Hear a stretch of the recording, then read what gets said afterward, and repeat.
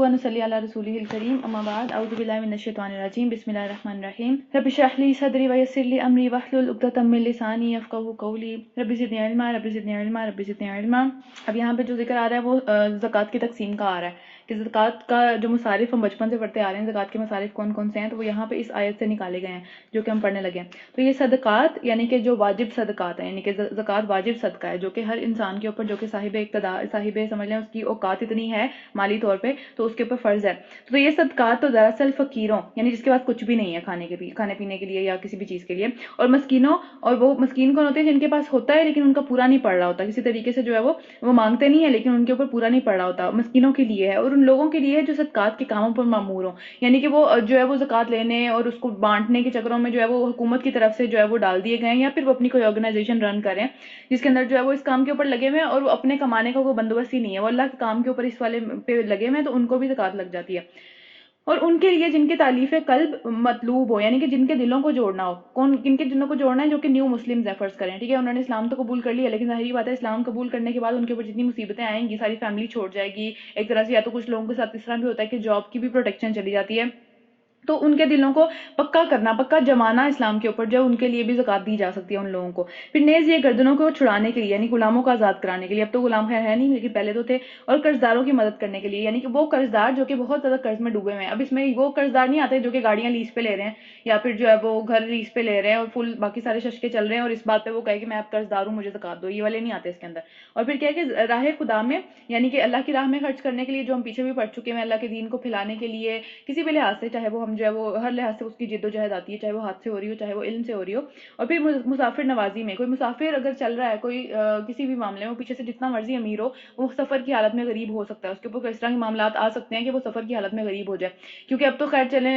Cards वाला system है कि कैशलेस सोसाइटी है, कैश जितना भी हो तो कार्ड के अंदर जाहिर सी बात है वो चल जाता है सारा का सारा, क्रेडिट कार्ड वाला मामला और इस तरह के मामले हैं आजकल, लेकिन खैर पहले तो नहीं थे। ज़ाहिर है इंसान जो एक स्पेसिफिक अमाउंट लेके साथ चलता था, और अगर उसका सफ़र जो है वो कुछ इस तरह का एक्सीडेंट हो गया, कोई मामला इस तरह का हो गया, फिर वो यानी कि मसला पड़ सकता था उसके लिए, तो उनके लिए इस्तेमाल करने के लिए ये एक फरीज़ा है अल्लाह की तरफ से, और अल्लाह सब जानने वाला और दाना और बीना है।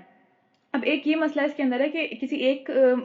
मसरफ के अंदर दिया जाए या फिर सारे मसारिफ के अंदर दिया जाए, तो उसके अंदर ये है कि मुमकिन हो तो बांट के देना चाहिए ताकि सबकी थोड़ी थोड़ी ज़रूरत आपके ज़रिए से पूरी हो जाए, लेकिन अगर कोई बहुत ही ज़रूरतमंद आपको पता है तो फिर आप सारी उसको भी दे सकते हैं, उसमें कोई अल्लाह ताला ने रोक टोक नहीं की हुई, अपनी मर्जी है, अपना आप बेहतर जज हैं कि किधर देना चाहिए। और स्पेशली अब ज़्यादातर लोग जो है वो रमज़ान का वेट करते हैं ज़कात देने के लिए, अभी जो हालात चल रहे हैं उसमें पहले भी दी जा सकती है, मतलब पूरा साल दी जा सकती है ज़कात जब देनी चाहें, तो उससे बेहतर है कि अब पहले भी दे दी जाए, क्योंकि आजकल भी लोग बहुत ज़्यादा जो है वो भूख से मर रहे हैं पाकिस्तान में, स्पेशली हम देखते हैं इस चीज़ को कि आजकल किस तरह से हालात चल रहे हैं। खैर आगे चलते हैं। इनमें से कुछ लोग हैं जो अपनी बातों से नबी सल्लल्लाहु अलैहि वसल्लम को दुख देते हैं और कहते हैं ये शख्स कानों का कच्चा है। कानों का कच्चा कौन होता है? जिसको जो भी बात कही जाए वो मान ले, वो उस बात को मान ले कि हाँ ठीक है कोई बात नहीं, उस पर मजीद तफ्तीश ना करे, चाहे उसको पता भी हो चीज़ों का असलियत का पता भी हो, उसको जो कहा जाए वो उससे मान ले। तो क्या हुआ कि वो इस तरह की बातें नबी सल्लल्लाहु अलैहि वसल्लम के बारे में करते हैं। क्यों? क्योंकि वो जो भी आके कोई भी बहाना बनाता था, चाहे आप सल्लल्लाहु अलैहि वसल्लम को पता भी था कि ये झूठ बोल रहा है, लेकिन वो उससे तफ्तीशें नहीं करते थे, वो उसको ऊपर जो है वो समझ ले कि शक नहीं करते थे, वो कहते थे कि हाँ ठीक है तुम जो कह रहे हो बिल्कुल ठीक है, सही है, तो वो उसको मान लेते थे कि हाँ ठीक है। तो इसलिए उन्होंने कहा कि इसको तो जो मर्जी कह दो, नाउजुबिल्लाह, इनको तो जो मर्जी कह दो जाके, तो कुछ भी कह दो कोई मसला नहीं है, ये तो कानों का कच्चा है, नाउजुबिल्लाह, इस तरह की बात की उन्होंने। तो फिर कहो वो तुम्हारी भलाई के लिए ऐसा है, तुम्हारे अपने लिए बेहतर है कि वो इतना ज्यादा नरम है, नबी सल्लल्लाहु अलैहि वसल्लम इतने नरम है तुम्हारे लिए, इतना ज्यादा रहमत लिल आलमीन की तरह से हैं वो, तो उनकी जो रहमत और उनकी जो नरमी है वो तुम्हारी भलाई के लिए है, उसको ही तुम उसी को मजाक उड़ाना शुरू हो गए हो। तो अल्लाह पर ईमान रखता है, यानी कि तुम्हारी बातों पर ईमान नहीं रखता वो कि तुम क्या कह रहे हो, वो तुम्हारे मुकाबले में अल्लाह पे ईमान रखता है और अहले ईमान पर एतमाद करता है। एक इत्तेमाद का भी तो रिश्ता होता है ना दो लोगों का आपस में, जरूरी नहीं है हर बात पे कसम खाई जाए, जरूरी नहीं है हर बात के ऊपर 10-10 गवाह लेके आए जाए, एक जो बात दूसरा बंदा कर रहा है उसकी इतनी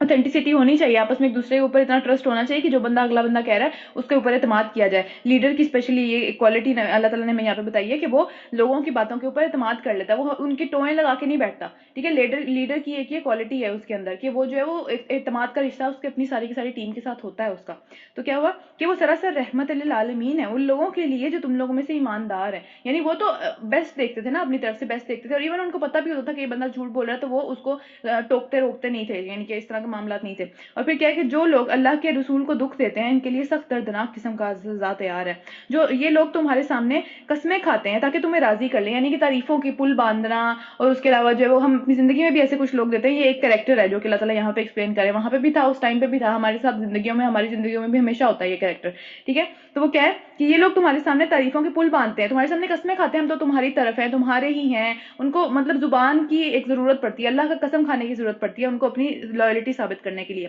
تو کیا ہے تاکہ تمہیں راضی کر لیں. یعنی اب کیا ہوگا، ظاہر سی بات ہے کہ ایک جو بہانہ مار دیا ہے کہ ہم نہیں جا سکتے، مشکل ٹائم میں کام نہیں آئیں گے، لیکن کیا ہے کہ اس کے اوپر آ کے قسمیں کھائیں گے کہ نہیں نہیں ہم اگر جا سکتے تو ہم ضرور جاتے، ہمارا تو یہ مسئلہ پڑ گیا، ورنہ ہم تو تمہارے ساتھ ہی ہیں، تم تو بہت اچھے ہو، اس طرح کے معاملات. تو پھر کیا ہوا، حالانکہ یہ مومن ہے، اگر یہ مومن ہے تو اللہ اور اس کے رسول اس کے زیادہ حقدار ہے کہ ان کو راضی کرنے کی فکر کرنی چاہیے، ان کو اللہ کو راضی کرنے کی فکر کرنی چاہیے. نبی صلی اللہ علیہ وسلم کو کیسے یہ لوگ جو ہے وہ اکیلے مطلب خود نہیں جا رہے، اور ان کے لیے اس بات کے اوپر کوئی مسئلہ ہی نہیں ہے کہ نبی صلی اللہ علیہ وسلم جو ہے وہ جہاد کرنے کے لیے اکیلے جا رہے ہیں، ایک مشکل کام کے لیے اکیلے جا رہے ہیں، اور یہ خود جو ہے وہ پیچھے سکون سے بیٹھ کے اس پہ اطمینان اور خوشی کا اظہار کریں کہ اللہ کا شکر ہے ہم بچ گئے اس ساری مصیبت سے. کیسے کریں یہ کام؟ تو کیا انہیں معلوم نہیں ہے کہ جو اللہ اور اس کے رسول کا مقابلہ کرتا ہے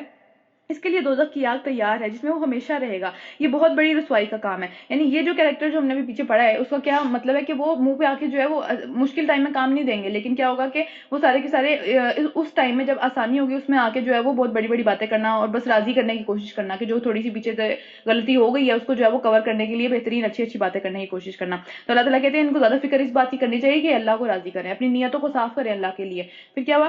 یہ منافق ڈر رہے ہیں کہ کہیں مسلمانوں پر ایسی کوئی صورت نازل نہ ہو جائے جو کہ ان کے دلوں کے بھید کھول دے. یعنی منافقین کے دلوں میں جو چل رہا ہے وہ سارا کچھ کھول کے واضح کر دے. اب یہ صورت جو ہے یہ آخری زمانے کی صورت ہے، ہم پتہ ہے، ہم پڑھ چکے ہیں، آخری زمانے کی صورت ہے. اب تک جو ہے اللہ تعالیٰ نے منافقین کو مہلتیں دی ہوئی تھی، فل بائی فل ان کو مہلت چل رہی تھی، ان کے اوپر ان کے بارے میں کوئی اتنی زیادہ باتیں نہیں آئی تھی. لیکن اس صورت کے اندر اللہ تعالیٰ نے منافقین کا ایک ایک حال ان کے دلوں کا کھول کے واضح کر دیا کہ ان کے دلوں میں چلتا کیا ہے. تو ان کو اسی بات کا ڈر تھا کہ کوئی اس طرح کی صورت آ نہ جائے، اللہ تعالیٰ بتا نہ دے ان کو ہمارے دلوں میں کیا چلتا ہے. ظاہر نام تو نہیں آیا، لیکن اللہ تعالیٰ نے اپنے نبی کو منافقین کے ناموں کی ایک لسٹ بھی بتائی تھی کہ یہ منافقین ہے. لیکن بہرحال جو ہے اس صورت کے ایک اوپنلی نہیں وہ بات آئی تھی، کیونکہ اللہ کے نبی نے وہ کسی کو بھی وہ منافقین کی لسٹ نہیں بتائی تھی، کسی کو بھی نہیں پتا تھا سوائے ایک صحابی کے، صرف ایک صحابی کو پتا تھا اور انہوں نے بھی آگے وہ بات نہیں کی تھی. خیر بہرحال اس کے بعد کیا ہوا کہ یہ منافقین ڈر رہے ہیں کہ کہیں مسلمانوں پر کوئی ایسی صورت نازل نہ ہو جائے جو ان کے دلوں کے بھید کھول دے. تو یہ وہ صورت ہے جنہوں نے دلوں کے بھید کھول دیے تھے، سورۃ توبہ. پھر کیا ہوا، اے نبی صلی اللہ علیہ وسلم ان سے کہو اور مذاق اڑاؤ. تم پیچھے جا کے جس طرح کے مذاق اڑاتے ہو ابھی بھی اڑاؤ، اگر وہ صورت آ بھی جائے گی تو اس کا بھی تم مذاق اڑانا. پھر کہ اللہ اس چیز کو کھول کے رکھ دینے والا ہے جس کے کھل جانے سے تم ڈرتے ہو، وہ کھل آ جائے گی سامنے کسی نہ کسی طریقے سے. اور اگر ان سے پوچھو کہ تم کیا باتیں کر رہے تھے تو جھٹ کہہ دیں گے ہم تو ہنسی مذاق کر رہے تھے. یعنی کہ مخلص لوگوں کا جو مذاق اڑاتے ہیں، دین کا مذاق اڑاتے ہیں، اللہ کے نبی کا مذاق اڑاتے ہیں، جو لوگ جو جہاد میں جا رہے ہیں ان کا مذاق اڑاتے ہیں، جو اپنی زندگی میں کوئی نہ کوئی کوشش کرے اللہ کے دین کو جو ہے وہ آگے کرنے کے لیے، یا اللہ کے دین کے اندر خود ایک طرح سے بہتری اپنے اندر لانے کے لیے کچھ نہ کچھ کوشش کریں، یہ ان کا مذاق اڑاتے ہیں. ٹھیک ہے، آج کا ہم لوگ جو ہے وہ اپنے ارد گرد بہت ایسے لوگوں کو دیکھتے ہیں جو کہ کوئی نیک کام کرنے لگے، کوئی اچھائی کی طرف جانے لگے اس کو کبھی سپورٹ نہیں کریں گے، اس کا مذاق اڑانے لگیں گے. کوئی حجاب کرنے لگے گا اس کا مذاق اڑانے لگیں گے، لو جی اب 900 چوہے کھا کے بلی حج کو چلی. ٹھیک ہے، یہ بہت ہی سمجھ لیں یہ محاورہ ہماری اپنی لینگویج کا محاورہ ہے، ظاہر سی بات ہے. ٹھیک ہے، تو یہ کس کے لیے بنایا ہوا ہے؟ یہ اسی لوگوں کے لیے بنایا ہوا ہے جو کہ فائنلی کبھی سوچتے ہیں کہ ہاں ٹھیک ہے کچھ جو ہے وہ اچھا کام کرنے لگے تو اس کو ہم کیا کہتے ہیں، 900 چوہے کھا کے بلی حج کو چلی. تو یہ منافقین کا کردار ہے. ٹھیک ہے، ہمیشہ جو اچھا کام کرتا ہے اس کو سپورٹ کرنا چاہیے، اس کو آپ کسی طریقے سے سپورٹ نہیں کر سکتے، اس کو کم از کم منہ بند رکھ کے سپورٹ کریں. ٹھیک ہے، کیوں؟ کیونکہ شروع میں جو ہم شروع کرتے ہیں کسی بھی کام کو، کسی نیک کام کو، اس میں ہم خود ڈگمگا رہے ہوتے ہیں، ہمیں خود لگ رہا ہوتا ہے کہ یار یہ پتہ نہیں اب ہو پائے گا نہیں ہو پائے گا. اس میں اگر لوگ ادھر ادھر کی اس طرح کی باتیں کرنے شروع کر دیں تو بہت مشکل ہو جاتا ہے. اور ہم یہ بھی پڑھ چکے ہیں کہ جو نیکی کا ساتھ دیتا ہے اس کا اجر اسی طرح ہے جیسے اس نے خود نیکی کی ہے کسی بھی طریقے سے. اور جو برائی میں کسی کو جو ہے وہ آگے پیچھے کر دیتا ہے اور آپ کی وجہ سے وہ حجاب کرنے سے رک گیا بندہ، آپ کی وجہ سے وہ نماز پڑھنے سے رک گیا کیونکہ آپ نے اس طرح کی بات اس کو کہہ دیا، آپ کی وجہ سے وہ کسی بھی نیک عمل کرنے سے رک گیا، تو اس کی اس برائی کا جو ذریعہ ہے وہ آپ ہیں. ٹھیک ہے، اس کا جو گناہ ہے وہ بھی آپ کے پاس آئے گا سارا کا سارا، اس کے پاس تو جائے گا ہی ظاہر سی بات ہے، لیکن آپ کے پاس بھی آئے گا اتنا ہی. تو اس لیے جو ہے یہ ہنسی مذاق اور اس طرح کی باتیں کرنا، اینڈ پہ کہہ دینا میں تو مذاق کر رہا تھا، میں تو ایسے ہی کہا تھا، دل پہ نہ لینا اس بات کو. ٹھیک ہے، یہ تو میں ایسے ہی کرتا رہتا ہوں، میری تو عادت ہے اس طرح کی باتیں کرنے کی. ٹھیک ہے، تو یہ جسٹیفیکیشن اس چیز کے لیے کافی نہیں ہے کہ آپ کسی کا دل دکھائیں یا آپ جو ہے وہ کسی کا مذاق اڑائیں. تو یہ جسٹیفیکیشن کافی نہیں ہے ہنسی مذاق کرنے کی یا پھر کسی کا جو ہے وہ چھوٹی موٹی باتیں کرنے کی کہ نہیں ہماری تو عادت ہے ہم تو ایسی باتیں کرتے رہتے ہیں. یہ جسٹیفیکیشن کافی نہیں ہے. یہاں قرآن کے اندر یہ بات آ گئی اور یہ منافقین کا رویہ ہے. جو باتیں کی ہیں ان کو اون کرنا چاہیے، یا تو پھر بندہ کہے کہ ہاں میں نے یہ بات دل سے کی تھی، یہ بات ایسی ہی تھی. مذاق میں ہم ہمیشہ وہ بات کرتے ہیں جو کہ ہم کبھی سیدھے طریقے سے منہ پہ نہیں کہہ سکتے کسی کو، تو ہم کہتے ہیں مذاق میں کہہ دیا یہ بات، تاکہ ایزی ہمارے لیے بھی ایک ایکسکیوز بن جائے کہ ہم مذاق میں کر رہے ہیں اور اگلے بندے کو تو ہم ایسے ہی کہہ سکیں گے مذاق تھا تم سے تو اتنا مذاق بھی نہیں برداشت ہوتا. ٹھیک ہے، تو یہ باتیں دل اگر کسی کا دکھ ہے اس کے اندر، آپ آنسریبل ہیں اس چیز کے لیے، چاہے جو ہے وہ آپ نے مذاق میں کہا یا کسی بھی چیز کے لیے کہا۔ پھر کیا ان سے کہو کیا تمہاری ہنسی اور مذاق جو ہے اللہ اور اس کی آیات اور اس کے رسول کے لیے ہی ہے، اور کسی کے لیے تمہیں مذاق نہیں آتا؟ ٹھیک ہے، صرف یہ جو لوگ جو اللہ کے راستے میں کچھ کرنے کی کوشش کر رہے ہیں، یا پھر اللہ کے رسول کی باتوں کو مذاق اڑانا، یا اللہ کی آیات کا مذاق اڑانا، بس انہی کے اندر تمہیں مذاق کیوں سوچتا ہے؟ اپنے بارے میں کیوں نہیں مذاق اڑاتے ہو؟ تو پھر اب جو ہے وہ بہانے نہ تراشو، یہ یعنی کہ اب تم پکڑے گئے ہو، کبھی کوئی ایسا موقع ہوتا ہے کہ جس پہ بندہ پکڑا جاتا ہے تو اس پہ جو ہے بہانے نہ تراشو، پھر تم نے ایمان لانے کے بعد کفر کیا ہے، اگر تم میں سے ایک گروہ کو معاف کر بھی دیا جائے تو دوسرے گروہ کو تو ہم ضرور ہی سزا دیں گے کیونکہ وہ مجرم ہے۔ یعنی کہ ایک گروہ نے ہو سکتا ہے کہ ایمان لانے کے بعد کفر کرنے کے بعد یعنی اس طرح کے معاملے میں پڑنے کے بعد توبہ کر لی، اس کو جو ہے وہ معاف اگر کر بھی دیا جائے تو دوسرا جس نے توبہ نہیں کی اس کو تو لازمی پکڑا جائے گا وہ گروہ۔ رکو نمبر 9 سٹارٹ ہو رہا ہے، منافق مرد اور منافق عورتیں۔ منافقت جو مرض ہے وہ دونوں کے اندر ہوتا ہے، اس کے اندر کوئی جینڈر اسپیسیفیکیشن نہیں ہے کہ منافقین مرد جو تھے وہی صرف مسجد میں جاتے تھے، وہی اس طرح کی حرکتیں کرتے تھے، عورتیں بھی کرتی تھیں، اور آج بھی یہ دونوں والا معاملہ ہے، دونوں کرتے ہیں۔ ٹھیک ہے، سب ایک دوسرے کے ہم رنگ ہیں، سب ایک جیسے ہیں، چاہے مرد ہو چاہے عورتیں ہو۔ یہ جو منافقین کا ایک کردار ہے جو کہ ہم پڑھتے چلے جا رہے ہیں، پیچھے بھی پڑھ لیا آگے بھی پڑھیں گے، ٹھیک ہے، ان کی اللہ تعالیٰ مختلف جو ہے وہ نشانیاں بتا رہے ہیں۔ ابھی پیچھے ہم ایک پڑھ چکے ہیں ہنسی مذاق میں اڑانے والی باتوں کو، سیریس باتوں کو ہنسی مذاق میں اڑانے والی، یا پھر کوئی سیریسلی کچھ کرنے کی کوشش کر رہا ہے اس کا مذاق اڑانا، ٹھیک ہے۔ تو منافقین اور منافق مرد اور عورتیں دونوں ایک جیسے ہیں، اس میں چاہے جو ہے وہ کوئی کہے کہ نہیں یہ لوگ تو مسجد جاتے ہیں، یہ لوگ تو بہتر ہیں، یہ تو نماز بھی پڑھتے ہیں، لیکن ان کے اندر اگر یہ رنگ ڈھنگ موجود ہیں تو اس کا مطلب وہ بھی منافقین ہی ہیں۔ پھر کیا برائی کا حکم دیتے ہیں اور بھلائی سے منع کرتے ہیں، بھلائی کی طرف یہ وہی والی بات آ گئی، ابھی ہم نے پیچھے یہ بات کی ہے کہ اگر کوئی بھلائی کی طرف جا رہا ہے اس کو کچھ نہیں کر سکتے نا، اس کے لیے کچھ بھی نہیں کر سکتے ہم، تو ایٹ لیسٹ اس کے لیے دعا کر سکتے ہیں، یا پھر اگر دعا بھی کرنے کا دل نہیں کرتا نا، کم از کم اپنا منہ بند رکھنا چاہیے، ٹھیک ہے، اس کو جانے دیں اس راستے کے اوپر، اس کے اوپر روڑے اٹکانا یا کس طرح چھوٹی موٹی باتیں بھی کہنا، کیونکہ قریبی لوگ جو ہوتے ہیں ان کی باتیں بہت میٹر کرتی ہیں ہر انسان کے لیے، وہ ان کی اگر کوئی اچھی بات ہوتی ہے وہ بھی میٹر کرتی ہے، اگر کوئی بری بات ہوتی ہے وہ بھی میٹر کرتی ہے، ٹھیک ہے۔ تو اس لیے پلیز جو ہے اس چیز کو بہت سوچنا چاہیے کہ ہم کہیں اس کا جو ہے وہ اچھائی سے دور ہونے کا سبب نہ بن جائے اس بندے کا، کیونکہ برائی کا حکم دیتے ہیں اور بھلائی سے روکتے ہیں، اور اپنے ہاتھ خیر سے روکے رکھتے ہیں، دوسروں کو بھی روکتے ہیں، خود بھی جو ہے اللہ کی راہ میں کچھ جو ہے وہ نہ بھلائی کے اوپر چلتے ہیں اور نہ ہی جو ہے وہ برائی سے رکتے ہیں، خود بھی اپنے ہاتھ ہر قسم کی خیر سے ہر قسم کی بھلائی سے روک کے رکھتے ہیں۔ پھر کیا یہ اللہ کو بھول گئے ہیں تو اللہ نے بھی انہیں بھلا دیا، چھوڑ دیا دنیا میں، کرتے رہیں جو کچھ کر رہے ہیں۔ یقیناً یہ منافق ہی نافرمان لوگ ہیں، ان منافق مردوں اور عورتوں اور کافروں کے لیے اللہ تعالیٰ نے جوڑا کس کے ساتھ؟ کافروں کے ساتھ، ٹھیک ہے، یعنی کہ ان کے اور ان کے درمیان میں کوئی فرق نہیں ہے۔ پھر کیا ہوا کہ اللہ نے آتش دوزخ کا وعدہ کر رکھا ہے جس میں وہ ہمیشہ ہمیشہ رہیں گے، وہی ان کے لیے کافی ہے، وہی جگہ جا کے جو ہے نا ان کا جو ساری چیزیں یہ لوگ کر رہے ہیں اس کے بعد وہی جگہ ان کے لیے کافی رہے گی۔ اللہ ہم سب کو اس جگہ سے بچائے کہ ہم وہاں نہ پہنچ جائیں خدا نہ خواستہ کسی طریقے سے انہی سارے مسئلوں میں پڑھ کے، کیونکہ یہ سب لوگ جن کی ہم باتیں کر رہے ہیں ایمان والے لوگ تھے، یہ قرآن سننے والے لوگ تھے، قرآن پڑھنے والے لوگ تھے، جن کے ساتھ یہ ہو گیا بعد میں، ٹھیک ہے۔ تو ہمیشہ اللہ تعالیٰ سے کل میں نے جو دعائیں بھیجی تھی وہ مانگتے رہنا چاہیے کہ اللہ تعالیٰ ہمارے دلوں کو جو ہے وہ منافقت سے محفوظ رکھ، کیونکہ ہمیں پتہ بھی نہیں چلتا ہم کس طرف جو ہے وہ چل پڑتے ہیں، ہمیں پتہ بھی نہیں چلتا ہم کس راستے پہ جب چلیں، اور ہم سوچتے ہیں کہ ہم اچھا کام کر رہے ہیں، ہم سوچتے ہیں کہ کوئی مسئلہ نہیں ہے اس چیز کے اندر، شیطان ہمارے لیے اس چیز کو آسان بنا دیتا ہے، اس چیز کو خوبصورت بنا دیتا ہے، اس چیز کو نیکی کا ہی ایک حصہ بنا دیتا ہے کہ نہیں اس میں تو کوئی مسئلہ نہیں ہے، بے ضرر سی چیز ہے، کسی کو کوئی فرق نہیں پڑتا اس بات سے، لیکن ہوتا کیا ہے کہ اینڈ اپ ہم ہو جاتے ہیں منافقین کے راستے کے اوپر اور ہمیں پتہ بھی نہیں چلتا۔ تو اللہ تعالیٰ ہم سب کو جو ہے وہ اس انجام سے جو ہے بچا کے رکھے، اور دعائیں جو میں نے کل بھیجی تھی وہ پلیز اس کو یاد کرنے کی کوشش کریں، اس میں ایک چھوٹی بھی دعا ہے جو کہ ہے کہ ایک سیکنڈ میں ذرا کھول کے دیکھ لوں، اللہم طہر قلبی من النفاق، یہ چھوٹی دعا ہے، ٹھیک ہے، یہ اللہ تعالیٰ میرے دل کو تو پاک کر دے نفاق سے، اور اس میں بڑی جو دعا ہے وہ کیا ہے؟ اللہم طہر قلبی من النفاق، اللہ تعالیٰ میرے دل کو جو ہے وہ طہارت دے دے نفاق سے، وعملی من الریاء، اور میرے سارے اعمال کو جو ہے وہ ریا کس چیز کو کہتے ہیں؟ دکھاوے کو، تو ریا سے جو ہے وہ سارے اعمال کو میرے بچا لے، ولسانی من الکذب، اور میری جو لسان ہے زبان جو ہے وہ میری اس کو جو ہے وہ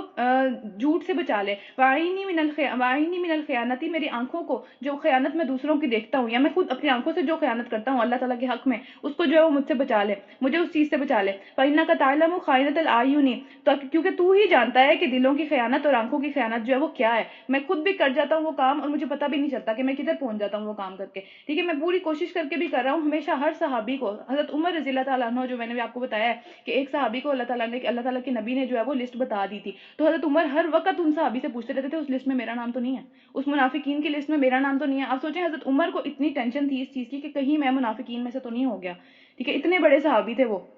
اور ان کے بارے میں اللہ کے نبی نے ہمیں بتایا کہ میرے بعد اگر کوئی نبی ہوتا تو کون ہوتا؟ حضرت عمر وہ نبی ہوتا ہے، یعنی ان کا درجہ اس طرح کا تھا، لیکن ان کو ہر وقت یہ ٹینشن رہتی تھی کہ کہیں میں جو میرے دل میں نفاق کا مرض تو نہیں چڑھا۔ تو ہم کس طرح اتنے بے فکر بیٹھے ہوئے ہیں اس چیز کے بارے میں کہ نہیں نہیں ہم تو نہیں کرتے نفاق، ٹھیک ہے؟ تو یہ دعائیں اللہ تعالیٰ کے نبی نے ہمیں اس لیے سکھائی ہیں تاکہ ہم اللہ تعالیٰ سے پناہ مانگیں اس نفاق سے۔ تو خیر بہرحال خائنۃ الاعین وما تخفی الصدور، اور تو ہی جانتا ہے جو دلوں کے اندر چھپا ہوا ہے، ٹھیک ہے؟ دلوں کے اندر میری کچھ اس طرح کے ایریاز ہیں جس کے اندر مجھے پتہ بھی نہیں چلتا کہ میرے دل میں وہ بات چل رہی ہے، جب وہ سامنے آتی ہے تب مجھے اندازہ ہوتا ہے ہاں اچھا ہاں میں نے یہ سوچا تھا، ٹھیک ہے؟ تو انسان بہت ساری اس طرح کی چیزیں سوچ رہا ہوتا ہے، کر رہا ہوتا ہے، جو کہ اس کو اندازہ ہی نہیں ہوتا۔ تو اس لیے یہ دعائیں بہت ضروری ہیں، ان کو پڑھنا چاہیے، ان کو یاد کرنے کی کوشش کرنی چاہیے۔ خیر بہرحال آگے چلتے ہیں۔ اللہ کی پھٹکار ہے ان لوگوں کے اوپر، اور اس لیے ان کے لیے قائم رہنے والا عذاب ہے ایسے لوگوں کے لیے۔ تم لوگوں کے رنگ ڈھنگ وہی ہیں جو تم سے پہلے لوگوں کے تھے، وہ تم سے زیادہ زور آور اور تم سے بڑھ کر مار اور اولاد والے تھے۔ ان کو تو اللہ تعالیٰ نے جو اللہ تعالیٰ کہتے ہیں نا کہ ان کو تو میں نے وہ اس طرح کی شان و شوکت، اس طرح کی زندگی دی تھی جو کہ میں نے تمہیں نہیں دی۔ تمہارے پاس تو وہ چیزیں بھی نہیں ہیں اور تمہارا غرور اتنا ہے، تو ان کے پاس تو تم سے بھی بڑھ کر یہ سارے کے سارے مال و اسباب موجود تھے۔ پھر انہوں نے دنیا میں اپنے حصے کے خوب مزے لوٹے، سارا کچھ مل گیا دنیا میں مزے سے رہے وہ لوگ، لوگوں کو امپریس بھی کرتے رہے، لوگ ان کو دیکھ کے امپریس بھی ہوتے رہے کہ ان کے پاس تو اتنا کچھ ہے، ہم دین میں لگ کے کیا کر رہے ہیں، ہمارے پاس تو دین میں جا کے کچھ بھی نہیں ملا، ہم تو سارے پیچھے رہ گئے، یہ تو دنیا میں اتنا آگے نکل گئے۔ اور تم بھی اپنے حصے کے مزے اسی طرح لوٹو جس طرح کے انہوں نے لوٹے تھے، تم بھی لوٹ لو، تمہارا بھی ایک مدت پوری ہو جائے گی۔ دنیا میں تو ہر ایک انسان جو آیا ہے وہ ایک مدت کے لیے ہی آیا ہے نا، اس نے ایک مدت میں اپنے حصے کے مزے لوٹنے ہیں، اپنے حصے کی آخرت بنانی ہے، جو بھی اس کی چوائس ہے، جو بھی وہ کرنا چاہتا ہے، اس لمٹ میں، اس مدت کے اندر اس نے جو ہے وہ یا تو آخرت بنانی ہے یا پھر دنیا ہی بنانی ہے، تو جو بھی بنائے گا وہ اس کو مل جائے گا۔ تو خیر بہرحال وہ لوٹے، اور ویسی ہی بحثوں میں تم بھی پڑے جیسی بحثوں میں وہ پڑتے تھے، جیسے معاملات نکال کے اندر سے ٹوئیں لگا کے جو ہے وہ اندر سے معاملات لے کے آتے تھے کہ اچھا ٹھیک ہے یہ باہر والا حکم تو ٹھیک ہے، اس کے اندر یہ اس کا کیا مطلب ہے، ٹھیک ہے یہ ہم کیوں کریں، یہ تو ہم مان لیں گے، یہ کیوں کریں، یہ تو بہت ہی مشکل ہے، ٹھیک ہے؟ یعنی کہ ان کا ایٹیٹیوڈ جو تھا وہ سمعنا و اطعنا والا نہیں تھا کہ ہم نے سنا اور ہم نے مان لیا، ان کا تھا سمعنا، ہم نے سن تو لیا لیکن اس میں یہ کیوں کریں، اس کا یہ کیا مطلب ہے، یہ چیز ہم نہیں کر سکتے، ٹھیک ہے؟ تو یہ سارے کے سارے معاملات، تو ان کا انجام یہ ہوا کہ دنیا اور آخرت میں ان کا سب کیا کرایا ضائع ہو گیا، سب کچھ ضائع ہو گیا، اور وہی خسارے میں ہیں۔ تو دیکھیں کہ دنیا ان کی بیسیکلی جو پرائیورٹی تھی وہ دنیا تھی، سارے کے سارے ٹائم پہ ان کی ہر چیز میں پرائیورٹی دنیا تھی، ان کی ظاہر بات ہے جب پرائیورٹی دنیا ہوگی، ہم پیچھے کل بھی پڑھا ہم نے کہ اللہ کے نبی نے ہمیں یہ بات بتائی ہے کہ جب جس کی پرائیورٹی دنیا ہوتی ہے اس کی آخرت چھوٹتی ہے، جس کی پرائیورٹی آخرت ہوتی ہے اس کو دنیا میں نقصان ہوتا ہے کہیں نہ کہیں، کیونکہ ظاہر سی بات ہے اس کی ایفرٹس، اس کی انرجی، اس کا دماغ اس جگہ پہ لگ رہا ہوتا ہے جہاں پہ جو چیز اس کی پرائیورٹی ہے۔ تو یہی ہوتا ہے کہ یہاں پہ یہ لوگ جو اپنی اولاد، اپنے مال، سارے کے سارے جو دنیا کو حاصل کرنے کے اندر ہی لگاتے ہیں۔ تو پھر کیا ہوتا ہے، ہم کل بھی پڑھا ہم نے کہ جس چیز کے اندر جو ہے وہ انسان سمجھتا ہے کہ یہ میرے بہت قریب ہے، یہ جو ہے مجھے بہت پیار ہے اس چیز سے، اللہ تعالیٰ اسی چیز کے ذریعے انسان کو نیچا کرتے ہیں، ہمیشہ اسی چیز کے ذریعے، جس اولاد کو بنانے میں، کامیاب بنانے میں، اس کو جو ہے وہ ایک بڑا آدمی یا بڑا سمجھ لیں کوئی افسر بنانے میں انسان پوری زندگی لگا دیتا ہے، اللہ سے جڑاتا نہیں ہے اس کو، خود بھی اللہ سے نہیں جڑتا، اللہ کے قریب آنے کی بھی کوشش نہیں کرتا، اللہ کے حکم اس طرف، میری اولاد اس طرف، تو کیا ہوتا ہے کہ اینڈ پہ وہ اولاد جب کسی جگہ پہنچ جاتی ہے تو وہی نیچا کر دیتی ہے ماں باپ کو، پھر ماں باپ روتے پھرتے ہیں کہ کیا ہوا، ہم نے کیا کیا، ہم سے کیا غلطی ہوئی، ٹھیک ہے؟ تو یہ سارے کے سارے معاملات جو ہیں وہ اس طرح کے، اسی طرح مال جو ہم کل بھی ہم نے پڑھا کہ وہ کیا ہوگا کہ گلے کا پھندا بن کے بیٹھ جائے گا، اسی چیز کو، اسی مال کو جو اتنا سنبھال کے رکھا، اللہ تعالیٰ کیا کریں گے قیامت والے دن، اس کو جہنم کی آگ میں تپائیں گے اور اسی سے عذاب دیں گے، اسی چیز سے جس کو سنبھال کے رکھا، اسی چیز سے جس سے پیار تھا سب سے زیادہ، ٹھیک ہے؟ تو اللہ تعالیٰ کی قدرت، اللہ تعالیٰ کا ایک طرح سمجھنے کے طریقہ یہی ہے، دنیا میں بھی عذاب کا اور آخرت میں بھی عذاب کا۔ پھر خیر آگے چلتے، کیا ان لوگوں نے اپنے پچھلے گزر جانے والوں کی تاریخ نہیں پڑھی، کیا ان کو ان کی کہانیاں نہیں پہنچی تھی؟ پیچھے ہم پڑھ چکے ہیں سورہ اعراف کے اندر، نوح کی قوم، عاد کی قوم، سمود کی قوم، ابراہیم کی قوم، مدین کے لوگ، اور وہ بستیاں جنہیں ہم نے الٹ دیا تھا، کہ ان کے حالات نہیں ان کے تک پہنچے تھے، کیوں اتنے ان کو سمجھ کیوں نہیں آتی اس بات کی؟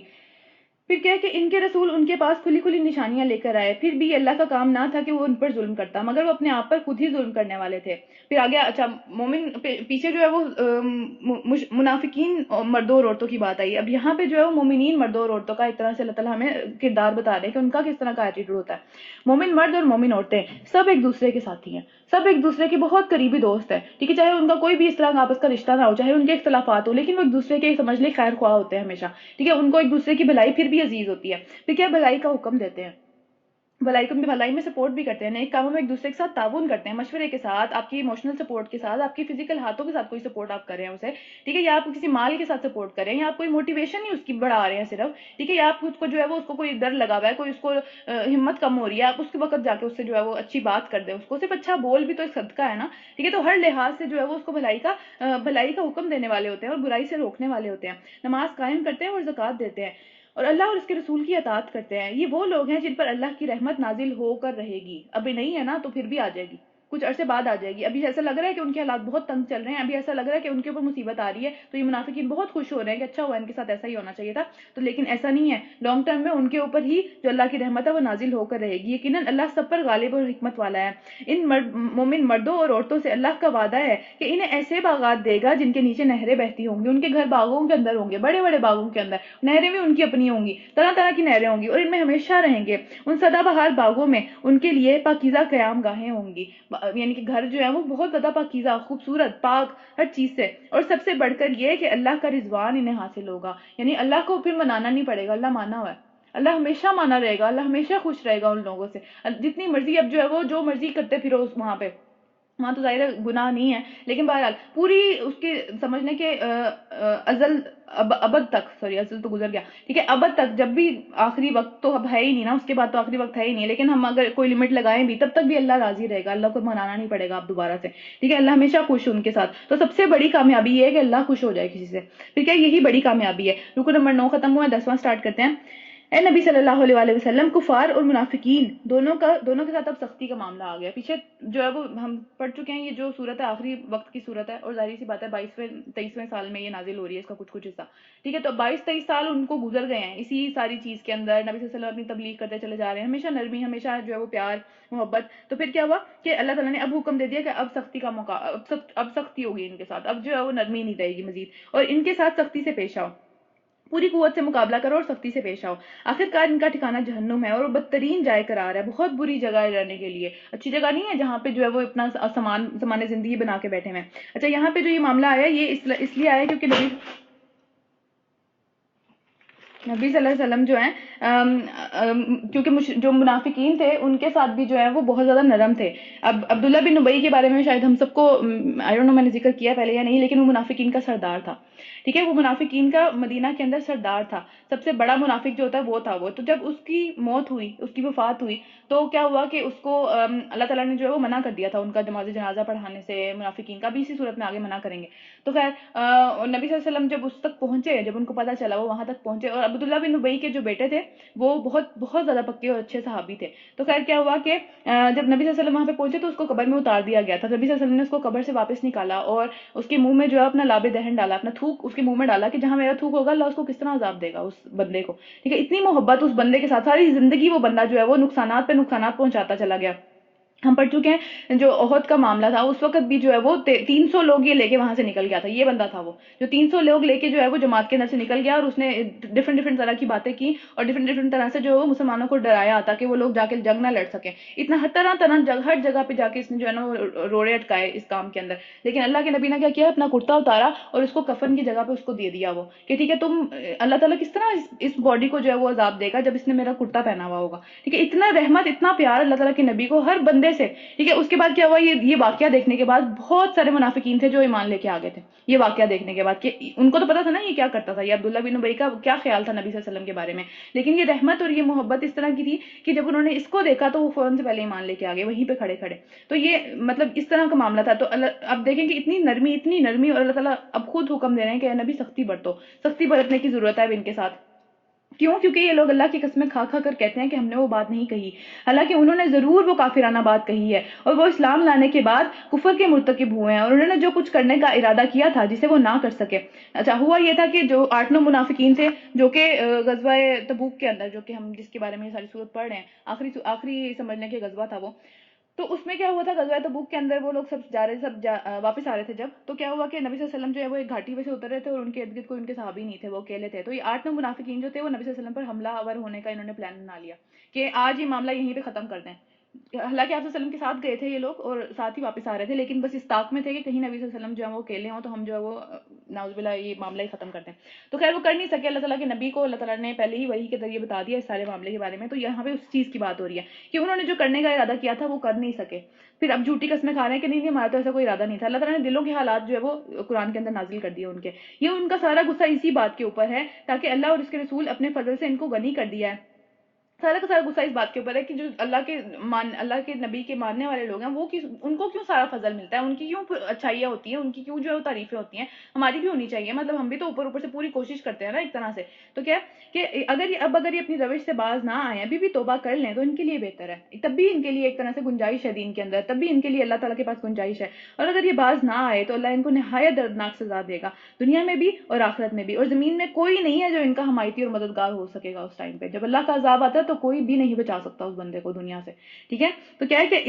ان میں سے بعض ایسے بھی ہیں جنہوں نے اللہ کے ساتھ عہد کیا تھا کہ اپنے فضل سے اگر اس نے اس کو نوازا تو ہم ضرور خیرات کریں گے اور صالح بن کے رہیں گے. مگر جب اللہ نے اپنے فضل سے ان کو دولت مند کر دیا تو وہ بخل پر اتر آئے، کنجوس بن گئے اور اپنے عہد سے ایسے پھرے کہ انہیں پرواہ تک نہیں ہے کہ انہوں نے کوئی اس طرح کا وعدہ بھی کیا تھا. آج ہم بھی یہ چیز دیکھتے ہیں کہ لوگ بہت زیادہ نظریں مانتے ہیں یا جو ہے وہ اس طرح کی وہ باتیں کرتے ہیں کہ اگر میرے ہاں یہ اس طرح کی اولاد ہو گئی تو میں جو ہوں وہ یہ کروں گی، یا جو ہے وہ میرے ہاں یہ ہو گیا تو میں یہ کروں گی. لیکن جب اللہ تعالیٰ ان کو وہ چیز دے دیتے ہیں تو پھر وہ ایسے پھر جاتے ہیں اس چیز سے کہ جیسے انہوں نے کبھی کوئی وعدہ کیا ہی نہیں تھا. یا میں 100 نفل پڑھوں گی، یہ تو بڑی عام سی بات ہے. ٹھیک ہے، میں 100 نفل پڑھوں گی اور پھر پڑھنے پڑتے ہیں تو پھر بندہ پڑھتا نہیں ہے. تو نتیجہ یہ نکلا اس طرح کے اعمال کے اندر اگر ہم اللہ سے کیا ہوا عہد پورا نہیں کرتے تو کیا نتیجہ نکلتا ہے کہ نتیجہ یہ نکلا کہ ان کی اس بد عہدی کی وجہ سے جو انہوں نے اللہ کے ساتھ کی اور اس جھوٹ کی وجہ سے جو وہ بولتے رہتے ہیں، ہر بات پہ جھوٹ بولتے ہیں، پھر اللہ نے ان کے دلوں میں نفاق بٹھا دیا. جب ہم وعدے پورے نہیں کرتے، ہمیں پتہ ہے منافق کی نشانیوں کے اندر سے یہ نشانی ہے کہ وہ وعدے پورے نہیں کرتا. وہ نہ لوگوں سے وعدے پورے کرتا ہے، نہ وہ اللہ سے وعدے پورے کرتا ہے. وہ جب بولتا ہے موسٹلی جھوٹ بولتا ہے، اس کی زبان کے اندر سے نکلتا ہی جھوٹ ہے. اور اس کے علاوہ کیا ہے، تیسرا کیا ہے کہ جب اس کے اوپر کوئی امانت رکھوائی جاتی ہے اس کے پاس تو اس میں سے خیانت کرتا ہے. اور چوتھی کئی جگہوں پہ یہ بھی آتی ہے کہ وہ گالیاں دیتا ہے بہت زیادہ. اس کے منہ سے اچھی بات نہیں نکلتی، گالیاں نکلتی ہیں. تو کیا ہے کہ اللہ نے ان کے دل، جب بھی کوئی کام انسان یہ 4 کام کرتا چلا جائے گا تو کیا ہوگا اس کے اینڈ پہ کہ اللہ اس کے دلوں میں نفاق کا مرض بٹھا دے گا. وہ بیٹھ جائے گا اس کے دل کے اندر، وہ دنیا کے پیچھے ہی چلتا پڑے گا. پھر کہ جو اس کے حضور ان کی پیشی کے دن تک اس کا پیچھا نہیں چھوڑے گا. اس سے چھڑا کے بھاگنا بھی چاہے گا، جب تک کوئی حرکتیں نہیں چھوڑے گا نا اس کا پیچھا یہ نفاق نہیں چھوڑے گا. ٹھیک ہے. کیا یہ لوگ نہیں جانتے کہ اللہ کو ان کے دل کے پوشیدہ راز اور سرگوشیاں تک معلوم ہے جو کہ آپس میں چھپ چھپ کے کر رہے ہوتے ہیں، پلاننگ جو آپس میں چھپ چھپ کے کر رہے ہوتے ہیں، جو پیچھے اللہ تعالیٰ نے کھول بھی دی. ٹھیک ہے. وہ ان کو نہیں پتا کیا کہ اللہ تعالیٰ کو سب چیزوں کا جاننے والا ہے اور تمام غیب کی باتوں سے پوری طرح باخبر ہے. وہ خوب جانتا ہے ان کنجوس دولت مندوں کو جو خوشی خوشی دینے والے جو اہل ایمان ہیں ان کے اوپر تانے کرتے ہیں، ان کے اوپر اس طرح کی باتیں کرتے ہیں کہ مطلب یہ اگر اس طرح سے نہ دیں تو ہمیں بھی نہ دینا پڑے. یہ اتنی خوشی خوشی جس طرح حضرت ابوبکر صدیق تھے، کیا پورے گھر کا سامان لے کے آ گئے تھے غزوہ تبوک کے اندر. حضرت عمر تھے، آدھے گھر کا سامان لے کے آ گئے تھے. ٹھیک ہے. تو ان کے بارے میں مذاق کرتے ہیں، ان کے بارے میں غلط باتیں اڑاتے ہیں کہ یہ کیا چیز ہے. اسی طرح وہ صحابی جو تھے جو کہ جب ان کے پاس دینے کے لیے کچھ نہیں تھا غزوہ تبوک کے اندر، تو انہوں نے کیا کیا، پوری رات جو ہے وہ ایک باغ کے اندر کام کیا اور صبح ان کو جو ہے وہ 8 کھجوریں ملی، ایک مٹھی بھر کھجوریں ملی جو کہ مطلب کچھ روایت کے مطابق 8 کھجوریں تھی صرف. تو کیا ہوا، انہوں نے لا کے وہ مال کے اوپر رکھ دی. جب انہوں نے مال کے اوپر رکھی تو لوگوں نے ان کا مذاق اڑانا شروع کیا. انہوں نے مذاق اڑانا شروع کیا کہ یہ سارا کا اس کی کیا ضرورت تھی، یہ بھی نہ دیتے، یہ کیا ہے. ٹھیک ہے. تو انہوں نے جب اس طرح کی، اب اللہ تعالیٰ ان کی بات کریں کہ جو اتنی خوشی سے، اتنی زیادہ سمجھنے خلوص سے ساری کی ساری جمع پونجی وہاں پہ لا کے رکھ دی، تو ان کی باتوں کا مذاق اڑاتے ہیں، ان کے کاموں کا. اور ان لوگوں کا مذاق اڑاتے ہیں جن کے پاس اللہ کی راہ میں دینے کے سوا کچھ بھی نہیں ہے. ان کے پاس کچھ بھی نہیں ہے دینے کے لیے. وہ کیا کریں، جو اپنے اوپر مشقت برداشت کر کے دیتے ہیں. یعنی انہی صحابی کی بات ہو رہی ہے یہاں پہ کہ انہوں نے پوری مشقت کی، پوری رات انہوں نے کام کیا تاکہ وہ کچھ جمع کر کے جو ہے وہ اللہ کی راہ میں دے دیں. اتنی خلوص نیت، اتنی پیاری نیت ان کی. پھر اللہ ان مذاق اڑانے والوں کا مذاق اڑاتا ہے.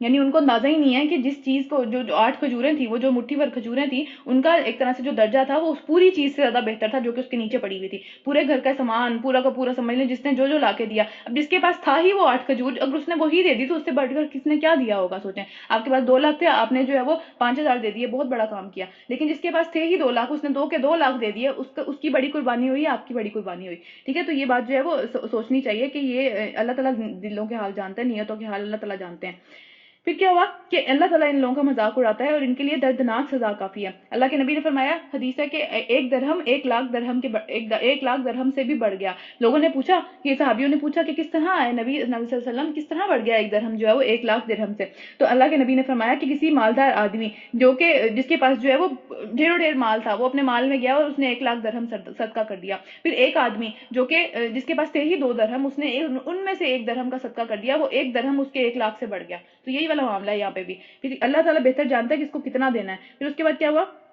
اے نبی صلی اللہ علیہ وسلم تم خواہ ایسے لوگوں کے لیے معافی طلب کرو یا نہ کرو. عبداللہ بن ابی کی یہاں پہ بھی بات ہو رہی ہے جس کا ہم پیچھے ذکر کر چکے ہیں، کیونکہ اللہ تعالیٰ کے نبی کو تھا کہ بس کسی طرح سے ان کی بھی مغفرت ہو جائے، ان کو عذاب تک نہ ملے، یہ جو ہے وہ عذاب تک نہ پہنچ جائے جو ان کے لیے سامنے کھڑا ہوا ہے، تو اس کے لیے بھی معافی مانگتے چلے جا رہے تھے. پھر کیا ہوا کہ اگر تم 70 دفعہ بھی ان کے لیے معافی کی درخواست کرو گے تو اللہ انہیں ہرگز معاف نہیں کرے گا. تو اللہ کے نبی نے فرمایا تھا کہ 70 سے زیادہ دفعہ کروں گا میں، شاید اللہ تعالیٰ ان کو معاف کر دے. اتنا زیادہ اللہ کے نبی کو بس شوق تھا کہ کوئی نہ چلا جائے، کوئی جو ہے وہ بس اس جہنم کے ساتھ اس کے اوپر جا کے کھڑا نہ ہو جائے جو کہ اتنی مشکل اور اتنی بری جگہ ہے. وہاں وہ جانے کی جگہ نہیں ہے. دنیا میں کوئی کتنا بھی برا ہو، ہمارے کسی سے کتنے بھی اختلافات ہوں، ہم کبھی بھی جو ہے اس کے لیے یہ بدعا یا اس کے لیے ہم یہ نہیں چاہیں گے کہ وہ جو ہے وہ جہنم میں چلا جائے. خدا نہ خواستہ اللہ نہ کرے ایسا ہو. ہر بندہ جو ہے وہ کبھی نہ کبھی پلٹ کے واپس آ جائے. ہماری ہمیشہ یہ دعا ہونی چاہیے کیونکہ ہمارے نبی کا یہ ایٹیٹیوڈ تھا جن کو ہم فالو کرتے ہیں. ٹھیک ہے. پھر اس کے بعد کیا ہوا کہ اگر تم 70 دفعہ بھی انہیں معاف کر دینے کی درخواست کرو گے اللہ معاف نہیں کرے گا. تو نبی نے کیا کہا کہ میں 70 سے زیادہ دفعہ کروں گا، شاید اللہ معاف کر دے. پھر کیا اس لیے کہ انہوں نے اللہ اور اس کے رسول کے ساتھ کفر کیا ہے، اور اللہ جو ہے وہ نافرمان لوگوں کو راہ نجات نہیں دکھایا کرتا. پھر اللہ کے نبی نے ہمیں حدیث میں بتایا کہ دنیا کی آگ جو ہے وہ جہنم کی آگ کا 70واں حصہ ہے. یعنی اگر 70 حصے ہوں آگ کے، ان کا ایک حصہ جو ہے وہ دنیا کی آگ ہے، اور باقی سارے ملا دیں تو وہ 70 ٹائمز جو ہے وہ بڑھ جاتی ہے دنیا کی آگ سے جہنم کی آگ. پھر اللہ کے نبی نے بتایا کہ جو جہنم کی آگ ہے اس کو سمندر کے پانی سے 2 دفعہ ٹھنڈا کیا گیا. تو اللہ تعالیٰ نے ہمیں دنیا میں یہ والی آگ دی جس کو ہم یوز کرتے ہیں، کیونکہ اگر اللہ تعالیٰ ایسا نہ کرتا، اللہ کا یہ رحم تھا ہمارے اوپر کہ اللہ تعالیٰ نے اس کو ٹھنڈا کر دیا. کیونکہ اگر اللہ تعالیٰ ایسا نہ کرتا، اس کو ٹھنڈا کر کے ہمیں نہ دیتا تو وہ کسی بھی فائدے کے نہ رہتی، اس پہ کوئی چیز نہ پک سکتی، وہ ہمیں حرارت نہ دے سکتی، ہم خود جل جاتے، ہر چیز جل جاتی اس سے جو کہ جہنم کی آگ تھی. تو اللہ تعالیٰ کا کتنا احسان ہے، اللہ تعالیٰ نے ہمیں ٹھنڈی کر کے آگ دی جو ہمارے فائدے کی چیز ہے آج. پھر کیا ہوا، یہاں پہ رکو ختم ہو رہا ہے، رکو نمبر 11 شروع کرتے ہیں. جن لوگوں کو پیچھے رہ جانے کی اجازت دے دی گئی تھی وہ اللہ کے رسول کا ساتھ نہ دینے پر اور گھر بیٹھے رہنے پر بہت خوش ہیں. انہیں گوارا نہ ہوا کہ اللہ کی راہ میں جان و مال سے جہاد کریں. انہوں نے لوگوں سے کہا اس سخت گرمی میں نہ نکلو، یعنی خود تو رک گئے الٹے پلٹے بہانے بنا کے، لیکن لوگ نکل رہے تھے ان کو بھی کہا کہ تم بھی فلاں بہانہ مار دو. وہ نبی صلی اللہ علیہ وسلم تو ویسے ہی نعوذ باللہ کانوں کے کچے ہیں، ان کو جو جا کے کہو وہ مان لیتے ہیں، کوئی مسئلہ نہیں ہے، تم بھی نہ جاؤ، اتنی گرمی میں نکلنے کی کیا ضرورت ہے. یعنی خود تو خیر سے محروم رہیں گے، دوسروں کو بھی نہیں خیر کی طرف جانے دیں گے. پھر کیا ان سے کہو کہ جہنم کی آگ اس سے زیادہ گرم ہے، جہنم کی آگ اس سے بہت زیادہ گرم ہے جس سے تم بچنے کی کوشش کر رہے ہو. یہاں کی مصیبت وہاں کی آگ کو ٹھنڈا کرے گی، یہاں کی جو پسینہ ہے وہاں کی آگ کو ٹھنڈا کرے گا، یہاں کی مشقت وہاں کی مصیبتوں کو ٹھنڈا کرے گی. یہاں پہ اگر مصیبت اٹھا لو گے وہاں پہ آسان رہو گے، یہاں پہ اگر آسانی لوگے تو یہ صرف 50 60 70 80 90 100 سال کی ہے، اس سے زیادہ نہیں ہے، وہ ہمیشہ رہنے والی ہے. یہاں کی عذاب اٹھاؤ گے تو کیا ہوگا کہ وہاں پہ جب پہنچو گے تو وہاں پہ ہمیشگی کا، یہاں کا 1 سیکنڈ کا گناہ وہاں پہ ہمیشگی کی عذاب ہے. یہاں پہ ایک سیکنڈ کی جو نیکی ہے وہ وہاں کی بھی ہمیشگی کی جزائے خیر ہے، یعنی کہ ٹھیک ہے. تو کیونکہ وہاں پہ ٹائم نہیں ہے، یہاں پہ ہے ٹائم، یہاں پہ ہم ٹائم نکالتے ہیں. یہاں پہ اگر ہم 1 گھنٹہ یہاں پہ بیٹھے ہوئے ہیں تو یہ 1 گھنٹہ وہاں پہ ٹرانسلیٹ جب ہوتا ہے تو وہ انفینٹی کے اندر ٹرانسلیٹ ہوتا ہے. وہاں پہ کوئی روک ٹوک نہیں ہے کہ اتنے ٹائم کا بس اتنے ٹائم ہی ثواب ملے گا، اس سے زیادہ ملے گا. تو پھر کیا ہوا کہ اس لیے جو ہے اللہ تعالیٰ کے نبی اللہ تعالیٰ نے کہا کہ اس کی جہنم کی آگ اس سے زیادہ گرم ہے. کاش تم سمجھ پاتے. اب چاہیے کہ یہ لوگ ہنسنا کم کریں اور روئیں زیادہ. ان کو جو انہوں نے حرکتیں کی ہیں اس سے ان کو لگنا چاہیے کہ ان کو رونا زیادہ چاہیے، ان کو اپنے انجام جو سامنے کھڑا ہوا ہے اس پہ رونا زیادہ چاہیے. اس لیے کہ جو بدی یہ کماتے رہتے ہیں ان کی جزا ایسی ہی ہے کہ انہیں رونا ہی چاہیے، انہیں ہنسنا نہیں چاہیے اگر ان کو اندازہ ہو اس چیز کا کہ کس کی طرف جو ہے وہ دن بدن بڑھتے چلے جا رہے ہیں، جس انجام کی طرف. تو اسی بارے میں نبی صلی اللہ علیہ وسلم نے بھی حدیث میں فرمایا ہے کہ زیادہ مت ہنسو کہہ کے لگا کے، کیونکہ کیا ہوتا ہے اس سے دل مردہ ہو جاتا ہے. اب ایسا نہیں ہے کہ آپ جو ہنسے ہی نہ اور رونی صورت بنا کے کہیں بیٹھے رہیں اور سارا دن اس طرح ہی سمجھتے رہیں کہ بس نہیں اللہ کے نبی کے میں حکم مان رہا ہوں. حالانکہ اللہ کے نبی سے زیادہ مسکرانے والا کوئی نہیں تھا، وہ ہر وقت ان کے منہ پہ مسکراہٹ رہتی تھی. لیکن ہنسنے کا مطلب یہ کہ دل بہت زیادہ جو اونچی اونچی آواز میں کہہ کے لگا کے ہنسنا، اس کی بات ہو رہی ہے کہ زیادہ نہ ہنسیں کیونکہ اس سے دل مردہ ہو جاتا ہے. اچھا اس کے بعد آگے چلتے ہیں. اس لیے کہ جو بدی یہ کما رہے ہیں اس کی جزا ایسی ہی ہے کہ انہیں رونا چاہیے. اگر اللہ ان کے درمیان تمہیں واپس لے جائے اور آئندہ ان میں سے کوئی جہاد کے لیے نکلنے کی تم سے اجازت بھی مانگے، یعنی آئندہ اب جو بھی آگے کے معاملات ہوں گے، پہلی بات تو یہ کہ آگے کوئی معاملات ہوں گے نہیں کیونکہ نبی صلی اللہ علیہ وسلم کی آخری جنگ تھی یہ جو غزوہ تبوک تھی. خیر اس کے بعد کیا ہوا کہ اگر اللہ تعالیٰ نے کہا کہ اگر آگے بھی ان میں سے کوئی جو ہے وہ جہاد کے نکلنے کے لیے تم سے اجازت مانگے تو صاف کہہ دینا اب تم میرے ساتھ ہرگز نہیں چل سکتے اور نہ ہی میری جماعت میں سے کسی دشمن سے لڑ سکتے ہو، میری جماعت کے ساتھ مل کے کسی دشمن سے بھی نہیں لڑ سکتے. تم نے پہلے بیٹھے رہنے کو پسند کیا تو ابھی بیٹھے رہنے والوں کے ساتھ ہی بیٹھے رہو، تم سکون سے رہو. اب تم جہاد کے لیے اللہ تعالیٰ نے تمہیں چوز ہی نہیں کیا. تم نے پہلے سمجھا نا کہ تمہیں اللہ تعالیٰ نے رخصت دے دی، تم پہ کتنا بڑا احسان کیا، تمہیں اتنی گرمی میں نکلنا نہیں پڑا. تم نے اپنی طرف سے سمجھا کہ میں نبی کو بھیج دوں، اللہ تعالیٰ کی سب سے پیاری مخلوق کو میں بھیج دوں اور میں اس کی حفاظت کے لیے نہ نکلوں، میں جو اس کے ساتھ نہ نکلوں، میں سکون سے پیچھے بیٹھا رہوں. ٹھیک ہے. تو تم نے اگر اس چیز کو پسند کیا تو آئندہ اگر تم اپنی مرضی سے نکلنا بھی چاہو گے اللہ کے ہاں وہ قبول نہیں ہے. اب اپنے پاس ہی رکھو وہ چیز، اپنی ساری خدمات اپنے پاس رکھو. تو آئندہ ان میں سے جو کوئی بھی مرے، یہاں پہ وہ بات آ رہی ہے, اس کی نماز جنازہ تم ہرگز نہ پڑھانا. اللہ تعالیٰ نے منع کر دیا منافقین کی نماز جنازہ نہیں پڑھانی ہے آپ صلی اللہ علیہ وسلم نے. اور کبھی اس کی قبر پر کھڑے ہو کر دعائے خیر بھی نہیں کرنی تم نے اس کے لیے دعا بھی نہیں کرنی, بس ٹھیک ہے وہ پہنچ گیا اپنے اختتام تک, کیونکہ انہوں نے اللہ اور اس کے رسول کے ساتھ کفر کیا ہے اور وہ مرے اس حال میں ہے کہ وہ نافرمان تھے. اور ان کی مالداری اور ان کی کثرت اولاد, یعنی ظاہری بات ہے جو دنیا کے پیچھے لگے گا اس کو دنیا تو ملے گی, تو خیر ان کی ساری کی ساری جو اولاد اور مال ان کو دنیا میں دیا گیا ہے, تم اس کے دھوکے میں نہ آ جانا. اللہ نے تو ارادہ کیا ہے کہ اس کے مال اور اولاد کے ذریعے ہی ان کو دنیا میں سزا دے, جو ہم تب سے بات کرتے چلے جا رہے ہیں کہ جس چیز کے پیچھے پڑیں گے وہی سزا کا سبب بن جائے گی اگر اس کو اللہ سے نہیں جوڑیں گے. اگر جو ہے اس کی وجہ سے اللہ کو چھوڑیں گے, اللہ اسی کے ذریعے سے سزا دے دے گا دنیا کے اندر. تو ان کی جانیں اسی حال میں نکلیں کہ وہ کافر ہو, یعنی ان کو جو ہے وہ اتنی زیادہ سزا اور عذاب انہی چیزوں کے ذریعے سے اس دنیا میں دیا جائے کہ وہ کبھی بھی جو اینڈ تک واپس ہی نہ پلٹ سکے. ان کو سمجھ ہی نہ آئے کہ یہ سزا مل رہی ہے, یہ عذاب مل رہا ہے اللہ تعالیٰ کی طرف سے, اور وہ شکوے کرتے ہوئے سارے کے سارے معاملات میں ناشکری کے عالم میں ہی اس دنیا سے جائیں, وہ کبھی واپس پلٹنے کی توفیق ہی نہ ملے. تو جب کبھی کوئی صورت اس مضمون میں نازل ہوئی کہ اللہ کو مانو, یعنی اس طرح کے معاملات کسی بھی صورت کے اندر آئے, تو انہوں نے کہا کہ اللہ کو مانو اور اس کے رسول کے ساتھ مل کر جہاد کرو. تو تم نے ان لوگوں کو دیکھا جو کہ ان میں سے کھاتے پیتے, صحت تھی ان کے پاس, ہر لحاظ سے اللہ تعالیٰ نے ان کو جو ہے وہ نعمتیں دی ہوئی تھی, صاحب قدرت لوگ تھے, ان کے پاس صحت بھی تھی, ان کے پاس مال و اسباب بھی تھے, ان کے پاس جو ہے وہ ہمت بھی تھی چلنے پھرنے کی. تو کیا ہوا, وہی تم میں سے درخواست کرنے لگے کہ انہیں جہاد کی شرکت سے معاف رکھا جائے, کیونکہ وہ پرماننٹ تھے نا, ان سے زیادہ امید کی جا رہی تھی کہ شاید یہ لوگ آگے بڑھ چڑھ کے کریں گے منافقین کے اندر سے. لیکن انہوں نے کیا کیا, انہوں نے کہا کہ اس سے پہلے ہمیں کوئی آ کے کہے ہم جا کے پہلے جو ہے وہ بہانے بنانے شروع کر دیں. تو انہوں نے کہا کہ ہمیں چھوڑ دیجئے کہ ہم بیٹھے رہنے والوں کے ساتھ ہی رہیں گے, ہم نہیں آ سکتے, ہمارا یہ مسئلہ ہے, ہمارا وہ مسئلہ ہے. ان لوگوں نے گھر بیٹھنے والیوں کے ساتھ پسند ہونا, گھر بیٹھنے والیوں کے ساتھ شامل ہونا پسند کیا, تو اللہ نے ان کے دلوں پر مہر لگا دی, اب وہیں رہیں گے, یہ پیچھے بھی ہم بات کر چکے ہیں. اس لیے ان کی سمجھ میں اب کچھ نہیں آتا, بس اب وہیں کے وہیں. یعنی اس سے یہ بات بھی ثابت ہوتی ہے کہ جب ہم ایک بہت بڑا گناہ کرتے ہیں, کوئی چھوٹا گناہ بھی کرتے ہیں, تو اگلا گناہ کرنا آسان ہو جاتا ہے اور نیکی کی صلاحیت چھن جاتی ہے ہم سے جب تک ہم توبہ نہیں کرتے. ٹھیک ہے, تو اللہ تعالیٰ نے اگلی صلاحیتیں بھی واپس لے لی, ان سے مہر لگا دی ان کے دلوں کے اوپر. پھر کیا ہوا, اس لیے کہ ان کی سمجھ میں اب کچھ نہیں آتا, بخلاف اس کے رسول اللہ صلی اللہ علیہ وسلم نے اور ان لوگوں نے جو رسول کے ساتھ ایمان لائے تھے اپنی جان اور مال سے جہاد کیا, اور اب ساری بھلائیاں انہی کے لیے ہیں, دنیا میں بھی اور آخرت میں بھی, ہر لحاظ سے برائیاں انہی کے لیے. آپ سوچیں کہ کتنے صحابہ کرام کے نام ہیں جو ہمیں یاد ہیں, ہمیں پتہ ہے ان صحابہ کرام کا کہ وہ تھے, ان کے نام دنیا میں رہ گئے, ہمارے تک آگے بھی چلتے چلے جائیں گے, لیکن ان میں سے کسی کا بھی نام نہیں رہا جو دنیا میں بڑے تھے اس ٹائم پہ, جو اپنے دنیا کو سمجھتے تھے کہ ہم جو ہے وہ بڑے ہیں, ہم لیڈرز ہیں, ہم جو ہے وہ صحیح چال چل رہے ہیں, ہم جو ہے وہ دنیا بھی دیکھ کے چلتے ہیں, ہم آخرت بھی دیکھ کے چلتے ہیں, ہم دونوں چیزیں دیکھ کے چلتے ہیں. دنیا جو ہے وہ ہمارے لیے زیادہ امپورٹنٹ ہے. کہاں رہا ان کا نام دنیا کے اندر؟ ٹھیک ہے, انہوں نے دنیا کے لیے سب کچھ کیا تھا نا, یہ تو کس کے پاس عزت آئی اور کس کے پاس ذلت آئی. کتنے برے الفاظ میں اللہ تعالیٰ ان کا یہاں پہ ذکر کر رہے ہیں, اور ہم کتنے برے الفاظ میں ان سب کو پڑھ رہے ہیں. تو کیا کیا انہوں نے دنیا کے پیچھے لگ کے, کیا مقام پایا, کیا پا لیا وہ مقام جس کے پیچھے لگ کے دنیا کے ہر کام کرتے تھے وہ, اور آخرت کو چھوڑ دیا انہوں نے. تو کیا ہوا کہ اب ساری بھلائیاں انہی کے لیے ہیں, وہی فلاح پانے والے ہیں. اللہ نے ان کے لیے ایسے ایسے باغ تیار کر رکھے ہیں جن کے نیچے نہریں بہ رہی ہیں, اور ان میں ہمیشہ رہیں گے. یہی ہے سب سے بڑی کامیابی. دنیا کی کامیابیاں نہیں ہیں, یہ صرف تھوڑے وقت کا کام ہے. اس کی خوشی بھی ہمیں ہوتی ہے, کتنے دن ہوتی ہے ہمیں, بہت بڑی کامیابی بھی مل جائے, بہت بڑا مقصد بھی ہم حاصل کر لیں, اس کی کتنے دن ہمیں خوشی ہوتی ہے, 5 دن, 7 دن, 8 دن, 2 مہینے, اس سے زیادہ تو نہیں ہوتی نا, ہمارے لیے نارمل سی ہو جاتی ہے وہ بات. تو کامیابی کیا ہوئی پھر وہ, جس کے لیے آپ نے پتہ نہیں کتنے سال لگا دیے اور اس کے لیے آپ 2 مہینے بھی خوش نہیں ہو سکے, تو پھر کیا بات ہوئی اس کی. پھر خیر آگے چلتے ہیں, 12ویں رکوع پہ دیہاتیوں کا ذکر آ رہا ہے. ظاہر سی بات ہے, ایک شہر میں رہنے والے لوگ تھے اور ایک دیہات میں رہنے والے لوگ تھے. ایک شہر میں رہتے تھے مکہ میں, مدینہ میں, بڑے بڑے شہروں میں رہنے والے لوگ تھے, اور کچھ تھے جو ان کی سائڈوں پہ رہتے تھے. ان کی بات آ رہی ہے کہ دیہاتیوں میں بھی بہت سے کچھ اس طرح کے لوگ ہیں جو کہ بہانہ بنانے کے لیے آئے ہیں, بہانہ بنا رہے ہیں وہ بھی, حالانکہ ان کے پاس بھی پوری قدرت ہے. اس طرح بیٹھے رہے ہیں جو کہ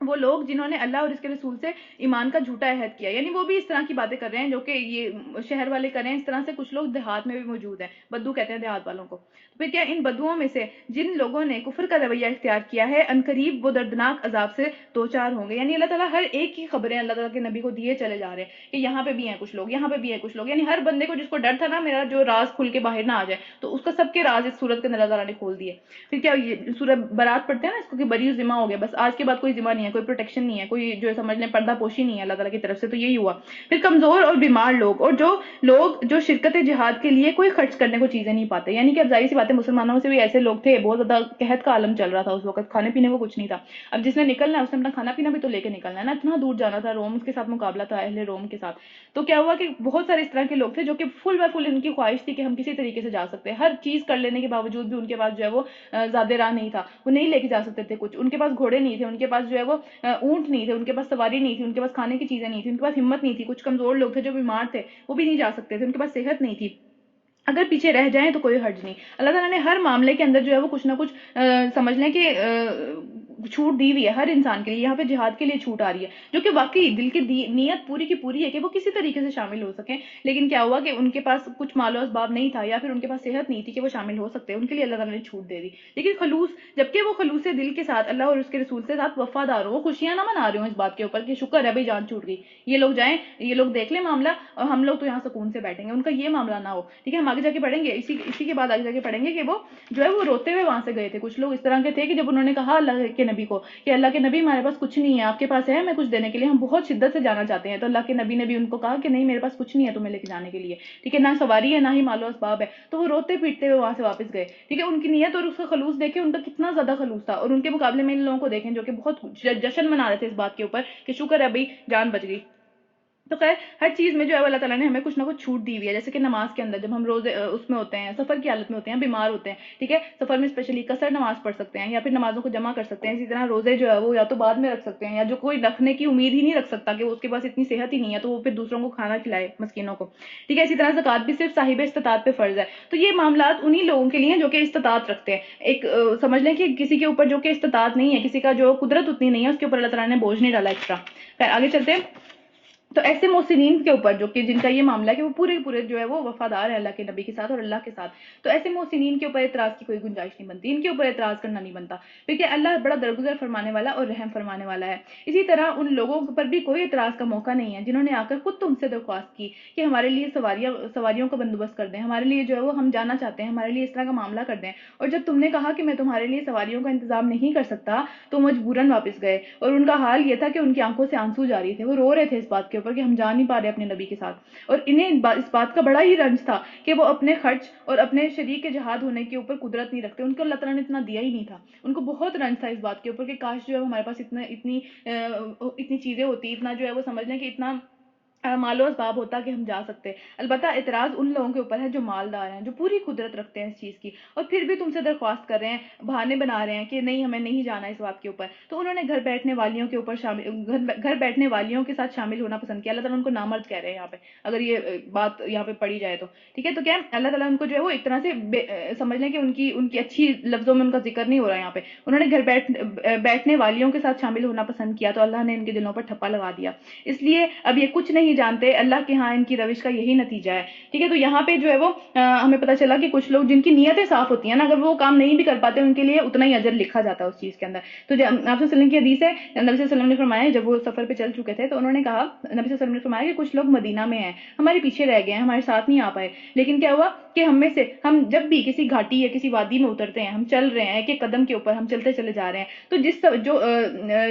جیسا ثواب ہمیں یہاں پہ مل رہا ہے وہ بھی ہر ثواب میں ہمارے ساتھ ہے. ہر چیز کے اندر ان کو ثواب ملتا چلا جا رہا ہے اسی چیز کے اندر, کیونکہ ان کی نیتیں بالکل صاف تھی. ان کو صرف ان کا جو ایک طرح سے ایک ایکسکیوز آ گیا تھا, ایک وہ معاملہ اس طرح کا آ گیا تھا کہ ان کے پاس سواری نہیں تھی. ٹھیک ہے, ان کی نیتیں تو بالکل خلوص میں تھیں, لیکن ان کو کیا ہوا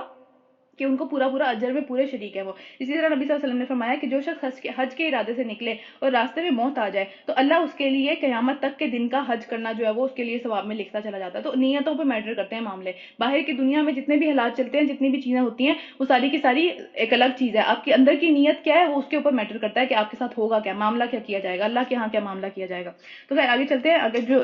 پارہ نمبر 11 سٹارٹ ہو رہا ہے, اس کو سٹارٹ کرتے ہیں. جب تم پلٹ کر واپس ان کے پاس پہنچو گے, یعنی کہ جب سارا معاملہ ہو جائے گا, واپس جنگ سے واپس آ جائیں گے, تو کیا ہوگا, یہ طرح طرح کے عذرات پیش کرنے کے لیے آ جائیں گے. ظاہر بات ہے جو دولت مند منافقین ہیں ان کی بات ہو رہی ہے, جن کے پیچھے میں معاملہ چل رہا تھا, وہ آ جائیں گے اپنے ایکسکیوزز لے کے کہ ہاں ہم تو نکلنے ہی والے تھے, ہمارے ساتھ یہ مسئلہ ہو گیا, وہ مسئلہ ہو گیا, مگر تم صاف کہہ دینا, بہانے نہ کرو. ٹھیک ہے, اب ہو گیا سارا معاملہ, تم اگر پہلے بیٹھے رہے تھے ابھی بھی بیٹھے رہو, ہمارے پاس آگے کلیریفیکیشن لے کے آنے کی ضرورت نہیں ہے. پھر ہم تمہاری کسی بات کا اعتبار نہیں کریں گے, کیونکہ ہمیں اللہ نے تمہارے سارے حالات بتا دیے ہیں. اللہ نے ہی اپنے راز تمہارے جو تھے وہ کھول دیے. اب اللہ اور اس کا رسول تمہارے طرز عمل کو دیکھے گا، پھر تم اس کی طرف پلٹائے جاؤ گے جو کھلے اور چھپے سب کا جاننے والا ہے، اور وہ تمہیں بتا دے گا کہ تم کیا کرتے رہے ہو۔ یعنی اگر تمہیں لگتا ہے کہ تم توبہ کر رہے ہو تو توبہ کے بعد پھر تمہارا طرز عمل میٹر کرے گا۔ یعنی عمل باتوں سے نہیں ہوتا، باتوں تو جتنی مرضی کوئی بھی کر لے، ٹھیک ہے، کہ میں ایسا ہوں، میں ایسا ہوں، میں جو بھی ہوں، ٹھیک ہے، بات جو جج ہوتی ہے اللہ اور اس کے رسول کے ہاں بھی اور اہل ایمان کے ہاں بھی، ہر چیز جو جج ہوتی ہے وہ عمل کے اوپر ہوتی ہے۔ ہم دلوں کے راز نہیں جانتے، اللہ تعالیٰ جانتے دلوں کے راز، ٹھیک ہے۔ اور اس کے علاوہ ہمارے پاس جو دو ہی چیزیں ہیں جج کرنے کے لیے، ایک تو کسی کی بات اور ایک کسی کا عمل، تو اس کے اوپر اللہ تعالیٰ نے کہا ہے کہ جج جو چیز کرنی چاہیے وہ عمل جج کرنا چاہیے، باتیں جج نہیں کرنی چاہیے۔ یہاں پہ آ کے یہ جو بھی ایکسکیوزز بنائیں گے، جو بھی معاملات کریں گے، ٹھیک ہے، اپنی جو ہے وہ لائلٹی کو پروف کرنے کے لیے، اپنی جو ہے وہ صداقت کو، اپنی سچائی کو پروف کرنے کے لیے، تو اس میں جو ہے وہ جج جو چیز کی جائے گی وہ ان کا عمل کیا جائے گا کہ اب یہ عمل کیسا کرتے ہیں، ٹھیک ہے۔ تو اس لیے جو ہے عمل کے ذریعے سچ اور جھوٹ کا پتہ چلتا ہے، باتوں سے پتہ نہیں چلتا، باتوں سے دعوے کرنا، باتوں سے جو ہے وہ اپنے آپ کو پتہ نہیں کیا پروف کرنے کی کوشش کرنا، اس سے پتہ نہیں چلتا، نہ ہی لوگوں کو، نہ ہی جو ہے وہ اللہ تعالیٰ اس چیز کے اوپر جج کرتے ہیں۔ باتوں سے ایٹ لیسٹ جج نہیں کیا جاتا، نیتوں سے جج کیا جاتا ہے یا عمل سے جج کیا جاتا ہے، دو ہی چیزیں ہیں۔ پھر اس کے بعد کیا ہے کہ کہاں ہے، اچھا ہاں، اور وہ تمہیں بتا دے گا کہ تم کیا کرتے رہے ہو، تمہاری واپسی پر یہ تمہارے سامنے قسمیں کھائیں گے۔ اچھا، اس کے بعد صرف باتیں نہیں کریں گے، اس کے بعد اللہ کی قسم، اللہ کو گواہ بنا کے کہیں گے کہ ہم جو ہے وہ بالکل سچ کہہ رہے ہیں، تاکہ تم ان سے جو ہے وہ تاکہ تم جو ہے وہ ان کو اگنور کر دو، تم ان کی بات کو مان لو، کسی طریقے سے ان کو مان لو، تو بے شک تم اس سے ان کو اگنور ہی کرو، ٹھیک ہے۔ یہاں پہ جو صرف نظر لکھا ہوا ہے اس کا مطلب ہے اگنور کرنا، یعنی ہماری اپنی زندگی میں بھی بہت سارے لوگ اس طرح کے ہوتے ہیں جو کہ آپ کے دشمن ہوتے ہیں، ٹھیک ہے، آپ کو بالکل بھی جو ہے وہ پیچھے جا کے آپ کے خلاف باتیں کرنا، یا آپ کے راہ میں جو ہے وہ روڑے اٹکانا، یا آپ کے وہ خیر خواہ نہیں ہوتے کم از کم، ٹھیک ہے۔ خاندانی زندگی کے اندر بھی ہوتے ہیں، ظاہر سی بات ہے، ڈائریکٹ جو خاندان ہوتا ہے ان کے ساتھ بھی ہوتے ہیں، اس کے علاوہ جو سسرالی معاملات ہوتے ہیں وہاں تو اس طرح کے معاملات کافی زیادہ دیکھنے میں آتے ہیں۔ خیر بہرحال جو اس طرح کے معاملات سارے کے سارے ہوتے ہیں اس کا اللہ تعالیٰ نے ہمیں ڈیل کرنے کا طریقہ بتایا، جس کا آپ کو واضح پتہ چل جائے کہ یہ بندہ آپ کے ساتھ مخلص نہیں ہے، اس نے جو آپ کے ساتھ یہ معاملات کیے ہیں، یہ پیچھے جا کے اس طرح کی باتیں کرتا ہے، منہ کے اوپر آ کے جو ہے وہ بہت اچھا بننے کی کوشش کر رہا ہے، اور اللہ کا نام لے کے یہ باتیں کر رہا ہے کہ نہیں نہیں میں نے تو کبھی اس طرح کی بات نہیں کی، اور بہت ہو سکتا ہے کہ وہ اپنی طرف سے بھی اس طرح کی باتیں کرے کہ ہاں نہیں نہیں، صرف اپنے آپ کو اچھا پروف کرنے کے لیے آپ کے سامنے، تو آپ یہ نہ کہیں کہ بھئی مجھے تو سب کچھ پتا ہے، یا بے شک آپ کو پتا بھی ہے، آپ کا ظرف اتنا بڑا ہونا چاہیے آپ اس کو اگنور کر دیں، اللہ کے اوپر معاملہ ڈال دیں، ٹھیک ہے جانے دو، ٹھیک ہے تم کہہ رہے ہو ٹھیک ہے صحیح ہے، اللہ تمہیں پوچھے گا اس بارے میں، تو کیا ہوگا اس کا انجام کیا ہوگا پھر کہ یہ تم اچھا کہاں پہ ہے، ہاں، قسمیں کھائیں گے تاکہ تم جو ہے وہ ان کو اگنور کر دو، تم ان کے اوپر جو ہے وہ جم کے بیٹھ نہ جاؤ، ان کو جو ہے وہ ان کی باتوں کو گریزنا نہ لگو، وہ اس وجہ سے اللہ کی قسمیں بھی کھانے سے گریز نہیں کریں گے، تو بے شک تم ان سے صرف جو ہے وہ صرف نظر ہی کرو، ان کو جو ہے وہ اگنور ہی کرو، ٹھیک ہے، ان کو سمجھنے دو جیسا یہ سمجھ رہے ہیں، ان کو لگتا ہے کہ وہ دنیا کو کوئی فائدہ تم سے اٹھا لیں گے تو ٹھیک ہے، ان کو جو ہے وہ سمجھنے دو اس طرح کا معاملہ، کیونکہ یہ گندگی ہے، یہ لوگ ہی گندگی ہیں جو اس طرح کی دنیا کے فائدوں کے لیے صرف جو ہے وہ اپنی باتیں کرتے چلے جاتے ہیں، اور بس جہاں سے جو ان کا فائدہ ملتا ہے وہ اسی فائدے کے پیچھے پیچھے چلتے چلے جاتے ہیں، چاہے اس کے لیے کسی کے سامنے اللہ کی جھوٹی قسم کھانی پڑے، چاہے کسی کے سامنے جھوٹی سے جھوٹی بات کرنی پڑے، ان کو فرق نہیں پڑتا اس چیز سے، وہ صرف جو اپنا فائدہ دیکھیں گے، ان کو جہاں وہ فائدہ ملے گا ان کو ہوگا کہ بس اس بندے سے بنا کے رکھو کیونکہ وہاں فائدہ ہے، چاہے جتنے بڑی مرضی دشمنی اس کے ساتھ ہو، اس کے منہ پہ سب اچھے بن کے رہیں گے۔ پھر کیا ہوا، کیونکہ یہ گندگی ہے اور ان کا اصلی مقام جہنم ہے، تو اس لیے جو ہے وہ آپ کو اگنور کر دینا چاہیے ان سب لوگوں کو، اگر لوگ اس طرح کی باتیں کر بھی رہے ہیں آپ کو پتا ہونا چاہیے ان کا انجام جہنم ہے، ان کو ڈرنا چاہیے اس چیز سے جہاں پہ یہ جا رہے ہیں، تو آپ کو اس گندگی کے اندر پڑھ کے وہی والی بات ہے، گندگی میں ہاتھ ڈالیں گے ہاتھ اپنے بھی گندے ہو جائیں گے، کیونکہ اس نے تو ماننا ہی نہیں ہے، وہ تو ہے ہی جھوٹا، ٹھیک ہے، تو اس کو چھوڑ دیں۔ تو کیا ان کا اصلی مقام جہنم ہے اور اس کی کمائی کے بدلے میں انہیں نصیب ہوگی جو کہ یہ کمائی کرتے چلے جا رہے ہیں، یہ تمہارے سامنے قسمیں کھائیں گے تاکہ تم ان سے راضی رہو، تم سے جو فائدہ ان کو مل رہا ہے نا وہ ملتا جائے، دنیا میں ہم ایسے لوگ دیکھتے ہیں جو کہ ہم سے فائدہ اٹھانے کے چکر میں ہم سے بھی بنا کے رکھنا چاہتے ہیں، دوسروں سے بھی بنا کے رکھنا چاہتے ہیں، ہمارے پیچھے جا کے ہماری برائیاں، ان کے پیچھے جا کے ان کی برائیاں، تو کیا ہوتا ہے کہ وہ اس لیے اس طرح کی باتیں کرتے ہیں تاکہ وہ جو تم ان سے راضی رہو، ابھی تو کوئی انہوں نے اس طرح کا کام کر دیا جو کہ کھل کے سامنے آ گیا ہے، لیکن کیا ہوا کہ پھر بھی وہ اس طرح کی قسمیں کھائیں گے کہ نہیں نہیں ان سے بنا کے رکھنی چاہیے، راضی رہیں یہ ہم سے، پھر کیا ہوا، حالانکہ تم ان سے راضی ہو بھی گئے، اگر تمہارے ساتھ معاملہ ٹھیک کر بھی دیا انہوں نے تو ان کو فکر اللہ کے ساتھ معاملہ ٹھیک کرنے کی ہونی چاہیے تھی، جو کہ نہیں ہوا ٹھیک، تو کیا ہوا،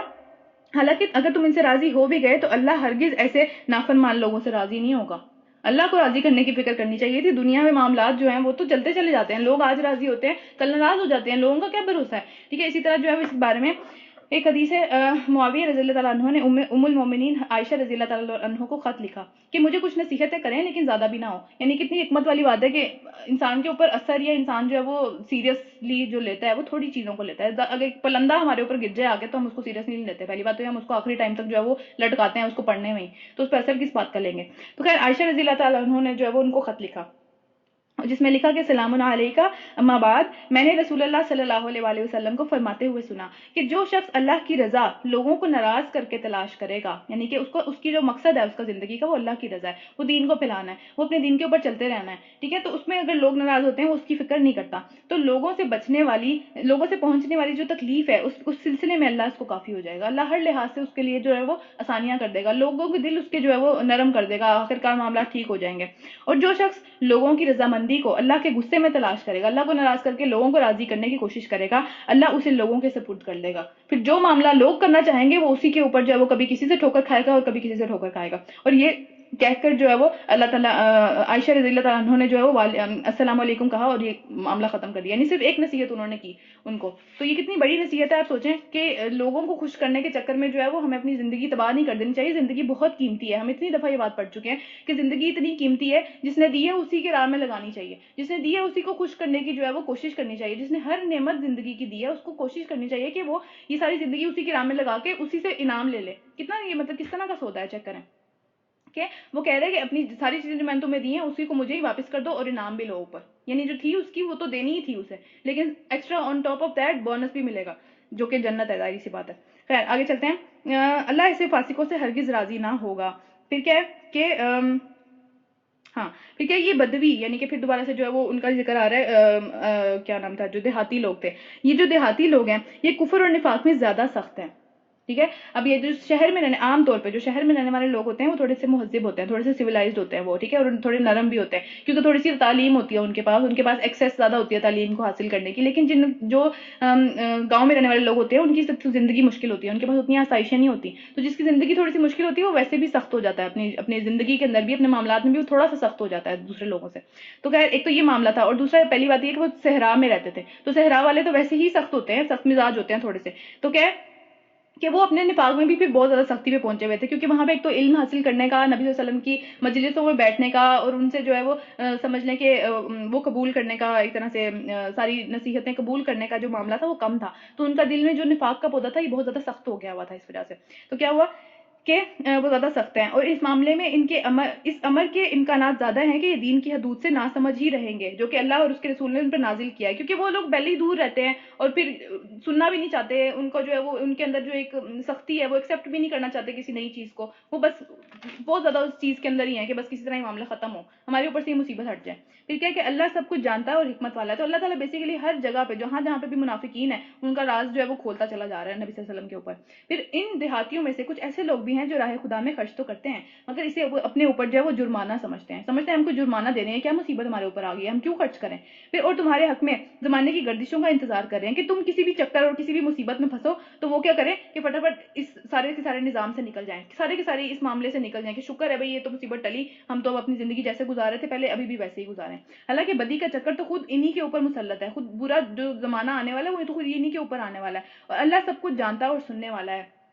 اور انہی دیہاتیوں میں سے کچھ لوگ ایسے بھی ہیں جو اللہ اور اس کے رسول پر ایمان لاتے ہیں اور جو کچھ خرچ کرتے ہیں اسے اللہ کے ہاں قریب ہونے کا، اللہ سے قریب ہونے کا اور رسول کی طرف سے رحمت کی دعائیں لینے کا ذریعہ بناتے ہیں۔ کیونکہ نبی صلی اللہ علیہ وسلم جو تھے جب بھی کوئی بندہ آ کے صدقہ کرتا تھا، آپ صلی اللہ علیہ وسلم صدقہ اپنے لیے نہیں لیتے تھے، نبیوں کو صدقہ نہیں لگتا، اسی لیے ان کی آل کو بھی آج بھی صدقہ نہیں لگتا، ٹھیک ہے، تو نبیوں کو صدقہ نہیں لگتا تھا، نبی اپنے لیے صدقہ نہیں لیتے تھے، لوگوں کے لیے لیتے تھے، یا پھر اپنے دین کے لیے جو بھی جنگوں کے معاملات ہوتے تھے ان کے لیے صدقہ لیتے تھے۔ تو جب بھی کوئی بندہ آ کے کوئی اللہ کے لیے جو صدقہ کرتا تھا، نبی صلی اللہ علیہ وسلم اس کو جو ہے وہ رحمت کی دعائیں دیتے تھے۔ نبی صلی اللہ علیہ وسلم فرماتے تھے اللہم صلی علی آل فلان، یعنی کہ کوئی بھی بندہ جو فلاں بندہ کوئی بھی آیا ہے اس کی آل کو نبی صلی اللہ علیہ وسلم جو ہے وہ برکتوں کی اور رحمتوں کی دعا دیتے تھے کہ پوری نسلوں میں اس کی جو ہے وہ رحمت چلے، اس کی نسلوں کو اللہ تعالیٰ اپنی جو ہے وہ حفظ و امان میں رکھے، ان کی نسلوں کے اوپر اللہ تعالیٰ مہربانی کرے۔ ہر بندے کو جو بھی آتا تھا اللہ کے نبی کے پاس صدقہ دینے کے لیے نبی صلی اللہ علیہ وسلم یہ دعا دیا کرتے تھے۔ تو اس کے بارے میں بات ہو رہی ہے کہ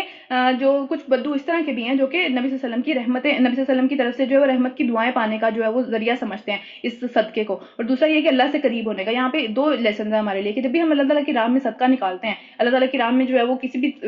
ضرورت مند کی ضرورت پوری کرتے ہیں یا اللہ کے دین کو پھیلانے کے لیے کچھ لوگوں کی مدد کرتے ہیں، تو خیر وہ سارے کے سارے معاملات ایک تو اللہ سے قریب کرتے ہیں ہمیں، ٹھیک ہے، گناہوں سے دور کرتے ہیں، گناہوں کو جو ہے وہ ختم جلا دیتے ہیں گناہوں کو سارے کے سارے، اور اس کے بعد کیا ہے کہ نفاق کو بھی دور کرتے ہیں، ہمارے دل کے اندر اگر نفاق ہو تو پھر اس کو بھی دور کر دیتے ہیں وہ لوگ، یہ سارے کے سارے صدقے۔ اس کے علاوہ جو ہے وہ نبی صلی اللہ علیہ وسلم کی رحمتیں اور دعائیں آج بھی ان لوگوں کے ساتھ ہیں، اللہ تعالیٰ کے نبی نے دعا کی ہے ان لوگوں کے لیے، جو کہ جو ہے وہ ان کی آل کے لیے بھی، ان کی ساری اولاد کے لیے بھی جو ہے وہ یہی دعا ہے کہ اللہ تعالیٰ ان کی جو ہے وہ نسلوں کے اوپر رحمت فرمائے ساری کی ساری۔ تو اس سے یہ بھی ثابت ہوتا ہے کہ جب انسان ایک نیک ہو اور وہ نیک سچی نیت سے جو ہے وہ صدقہ کرے تو اس کی اولاد کے آگے بھی اس کی برکتیں چلتی چلی جاتی ہیں۔ خیر